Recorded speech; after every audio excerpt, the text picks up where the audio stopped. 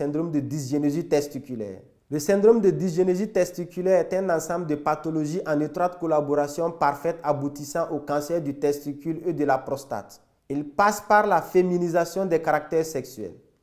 Cette féminisation s'observe chez certains garçons qui ont des traits féminins, une baisse de la production de l'hormone masculine qu'est la testostérone et du nombre de spermatozoïdes, et ce, depuis plus de 5 décennies, ont été observés. La malformation du pénis à travers l'hypospadias, la clitorchidie et souvent certains micropénis sont un ensemble de pathologies aboutissant à la malformation du testicule. Ce syndrome de dysgénésie testiculaire sous-entend l'altération de la qualité du sperme, à savoir les paramètres du sperme que sont la concentration, la motilité, la morphologie et l'intégrité de l'ADN. Passons maintenant à un fait de société, la sempiternelle problématique de la fumée de cigarette. La fumée de cigarette est composée de plus de 7000 substances chimiques dont certaines sont connues comme cancérigènes, mutagènes et reprotoxiques. Cancérigènes peuvent provoquer le cancer, mutagènes sont susceptibles d'être transmis de génération en génération et reprotoxiques jouant sur la fertilité masculine.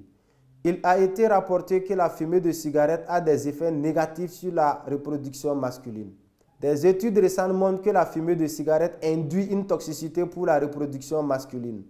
La combustion incomplète du tabac produit des hydrocarbures aromatiques polycycliques en abrégé HAP. La nicotine, principale composante chimique et addictive des cigarettes, a toujours fait l'objet de recherches afin de révéler le degré de nuisibilité de la cigarette. Avant de prendre congé de vous, c'est avec un immense plaisir que nous avons concocté le top 10 des images de certains matériels ou objets que nous utilisons au quotidien et par moment la nourriture classée comme perturbateur endocrinien et nerveux. En un, nous avons les poêles que nous utilisons au niveau de la cuisine. Ensuite, certains aliments tels que les fraises, certains jouets pour les enfants. En position 4, nous avons les vêtements. En position 5, nous avons certains déodorants. Pour la position 6, nous avons certains plastiques. En 7e position, les crèmes hydratantes. En 8e position, les vernis à ongles. En 9e position, pâte dentifrice. Et en 10e position, certains détergents.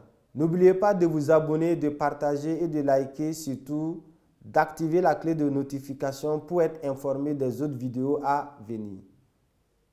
Merci bien à vous d'être des nôtres tout au long de cette présentation qui apportera sans doute un plus.